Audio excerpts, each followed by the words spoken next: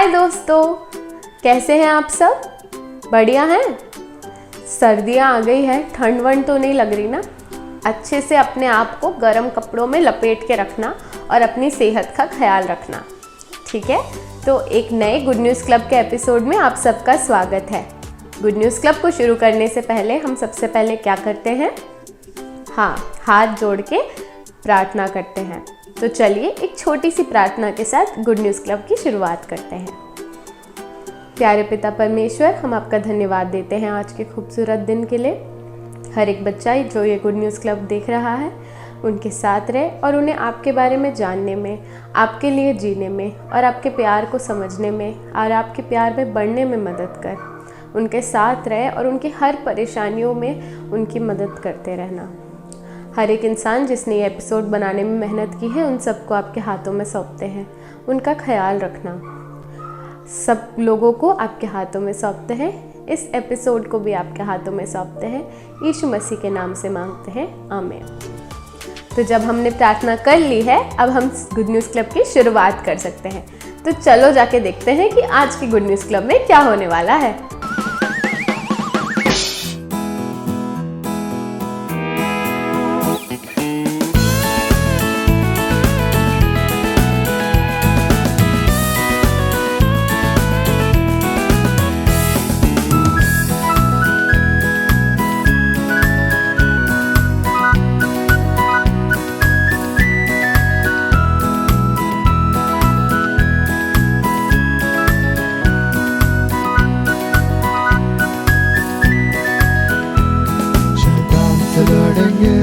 शैतान से लड़ेंगे, प्रभु यीशु के समक्ष शैतान से लड़ेंगे। शैतान से लड़ेंगे, शैतान से लड़ेंगे, प्रभु यीशु के समक्ष शैतान से लड़ेंगे। संकट तो जीवन में आएंगे, स्तुति फिर भी हम तो गाएंगे। संकट तो जीवन में आएंगे, स्तुति फिर भी हम तो गाएंगे। चाहे हम पर दोष लगाए, चाहे हम पर दोष लगाए, चाहे हम पर दोष लगाए, चाहे हम पर दोष लगाए। शैतान से लड़ेंगे, शैतान से लड़ेंगे, यीशु के समक्ष शैतान से लड़ेंगे। शैतान से लड़ेंगे, शैतान से लड़ेंगे, प्रभु यीशु के समक्ष शैतान से लड़ेंगे। जाना है हम सबको वहाँ, प्रभु यीशु रहता जहाँ। जाना है हम सबको वहाँ, प्रभु यीशु रहता जहाँ। मुकुट मिलेगा जय पाएंगे, मुकुट मिलेगा जय पाएंगे, मुकुट मिलेगा जय पाएंगे, मुकुट मिलेगा जय पाएंगे। शैतान से लड़ेंगे, शैतान से लड़ेंगे, प्रभु यीशु के समक्ष शैतान से लड़ेंगे। शैतान से लड़ेंगे, शैतान से लड़ेंगे, प्रभु यीशु के समक्ष शैतान से लड़ेंगे। शैतान से लड़ेंगे, शैतान से लड़ेंगे, प्रभु यीशु के समक्ष शैतान से लड़ेंगे। शैतान से लड़ेंगे, शैतान से लड़ेंगे, प्रभु यीशु के समक्ष शैतान से लड़ेंगे। हेलो वीनू, कैसे हो तुम? लास्ट टाइम जो परेशानी थी वो सॉल्व हो गई ना? हाय दीदी, हाँ अब मैं ठीक हूँ। एंड तुम बताओ, तुम कैसी हो? हाय विनू भैया, मैं भी ठीक हूँ। बट आज मैं एक डाउट के साथ आई हूँ जो मैं डिस्कस करना चाहती हूँ। क्या डाउट है यार, बोलो ना। मैं जब भी सोचती हूँ कि मैं इतना सारा पढ़ाई करके इतने सारे चीज सीखकर आगे अपने लाइफ में क्या करना चाहती हूँ। इतने सारे टैलेंटेड लोग हैं जो सारे काम कर रहे हैं, वहां क्या मैं कुछ कर पाऊंगी? हाँ, ऐसा तो लगता है कि हम लाइफ में क्या करना चाहते हैं और गॉड हमसे क्या चाहते हैं ये समझने में डिफिकल्टी या परेशानी तो रहता ही है, पर गॉड का प्लान हमारे लिए जो है वो सिर्फ गॉड ही जानते हैं। उनने सबके एक के लिए एक स्पेशल पर्पस रखा है और वो हमको उसके लिए बुलाया भी करते हैं। हाँ, विनू एकदम सही कह रहा है। कभी कभी ये डाउट तो आते हैं लाइफ में, बट तुम्हें पता है गॉड के प्लान के हिसाब से चलने में जितनी हैप्पीनेस मिलती है उतनी हैप्पीनेस कभी खुद के प्लान पे चलने पे नहीं आती है। गॉड ने हम सबको एक पर्पस के लिए बनाया है और उसके लिए गॉड अपने टाइम के हिसाब से सबको कॉल भी करते हैं। और आज के हमारा गुड न्यूज का वर्ड अप भी तो यही है, गॉड्स कॉल। हर कोई टीचर या प्रोफेसर या इवेंजलिस्ट गॉड्स की कॉल पे ही तो बनता है और वो हमें अपने प्लान के हिसाब के लिए यूज भी करते हैं। इसलिए तुम टेंशन मत लो, उन पे भरोसा रखो और हार्डवर्क करते रहो। दीदी आप सही कह रहे हो, मुझको फेथफुली गॉड के प्लान पर भरोसा रखना चाहिए और ये एश्योरेंस ही कारण गॉड ने सबके लिए प्लान रखा है। थैंक यू दीदी, थैंक यू विनम भैया। इसमें थैंक्स कैसा है। चलो अब गुड न्यूज क्लब अटेंड करने जाते हैं, नेक्स्ट वीक मिलते हैं। अब बाय बाय। बाय। तो दोस्तों, क्या आप तैयार हो आज की कहानी सुनने के लिए? आज की कहानी जिसके बारे में है उसकी कहानी बाइबल में नहीं है, लेकिन वह किसी और के बारे में, कोई हमारे जैसा, उनके बारे में है। उससे पहले मैं आपसे ये पूछना चाहती हूँ कि जब हम छोटे थे, आप तो अभी भी छोटे हैं, जैसे मैं छोटी थी, और अभी आप लोगों को बड़े होके क्या बनने का मन है? सबकी अलग अलग इच्छाएं हैं। मुझे कभी एस्ट्रोनॉट बनने का मन करता था तो कभी डॉक्टर, है ना? ऐसे आपकी भी बहुत सारी इच्छाएं होंगी। वैसे जिसकी कहानी हम आज सुनने वाले हैं उसका नाम है मेरी सेल्सर। मेरी सेल्सर।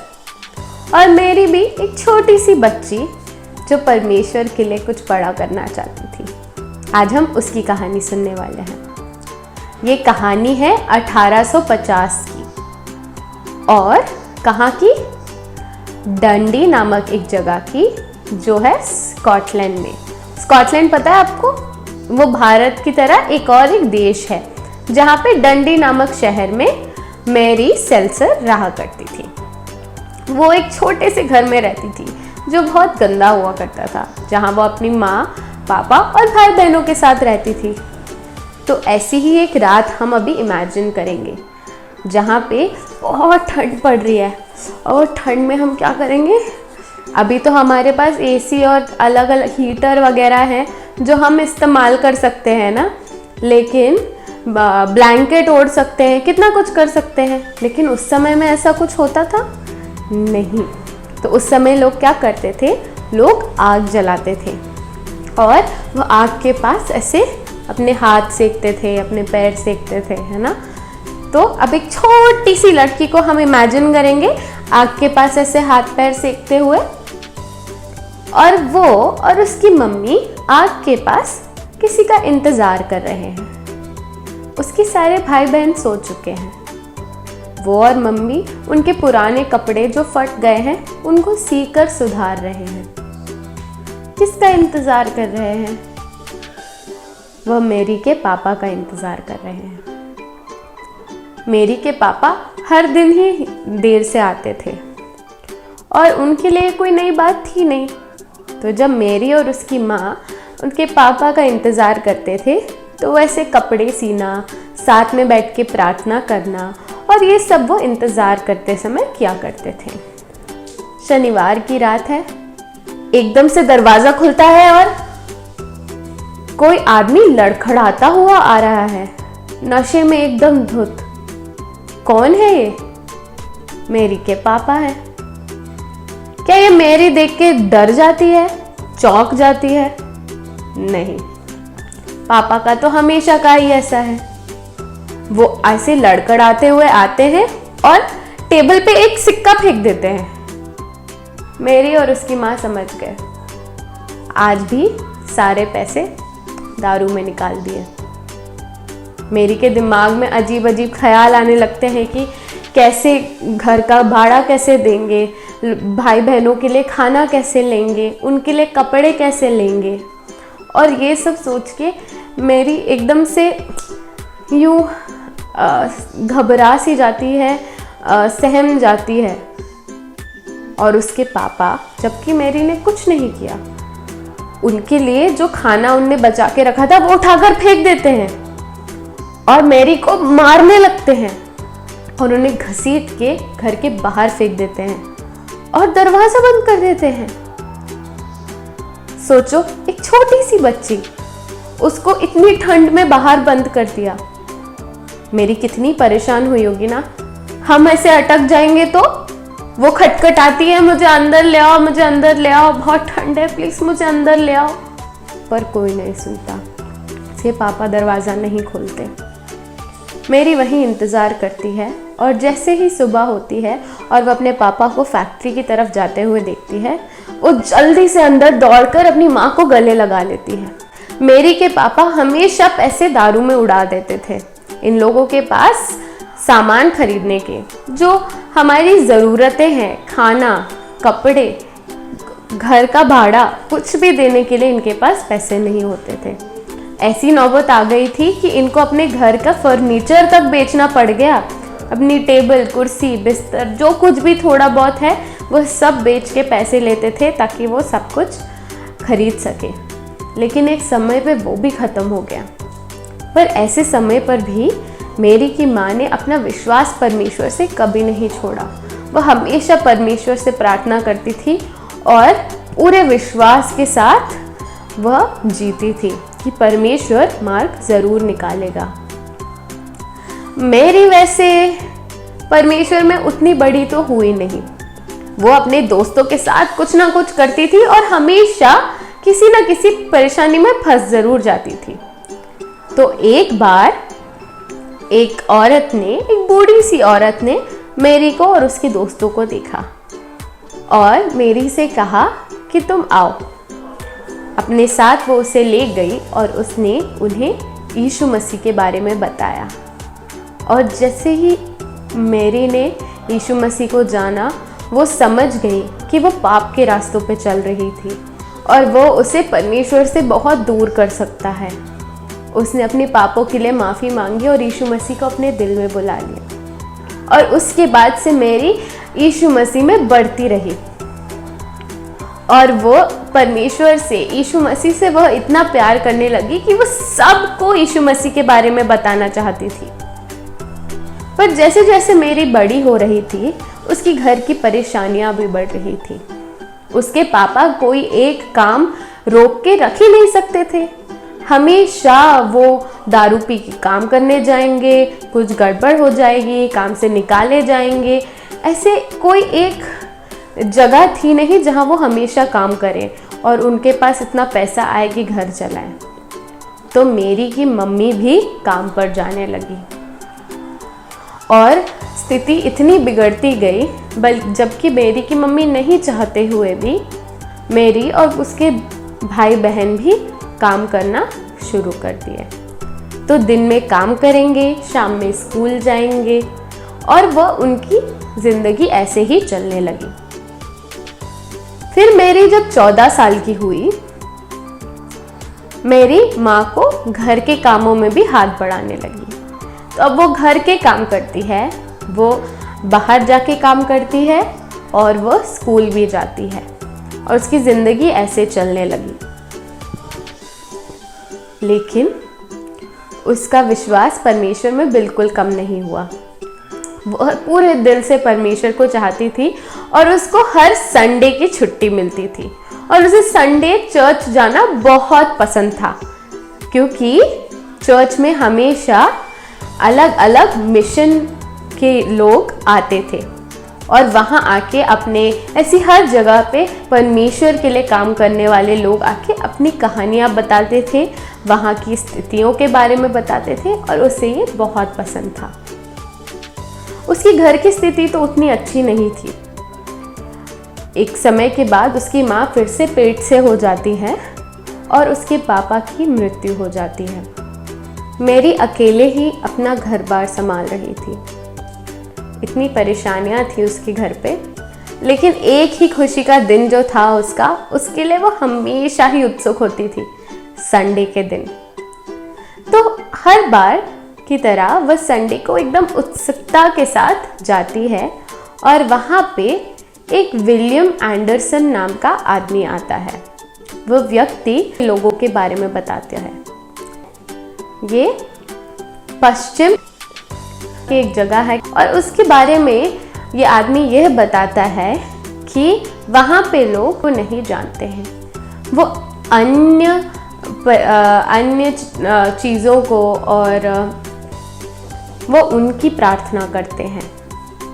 और ये चीज़ कहीं ना कहीं मेरी के मन में बैठ जाती है और वो बताते हैं कि कैसे मिशनरियों को कितनी दिक्कत हो रही है उनको परमेश्वर के बारे में बताने को।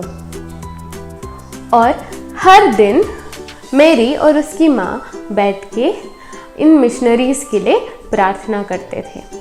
वह दिल से प्रार्थना करते थे कि कैलाबार के लोग परमेश्वर के प्यार को जान पाए, जीवित परमेश्वर को जान पाए।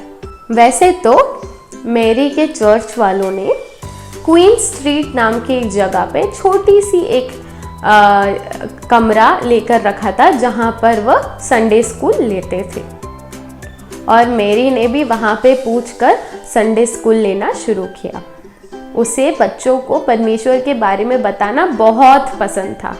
वो बहुत ज़्यादा खुश होती थी बच्चों को परमेश्वर के बारे में, यीशु मसीह के बारे में बताने को।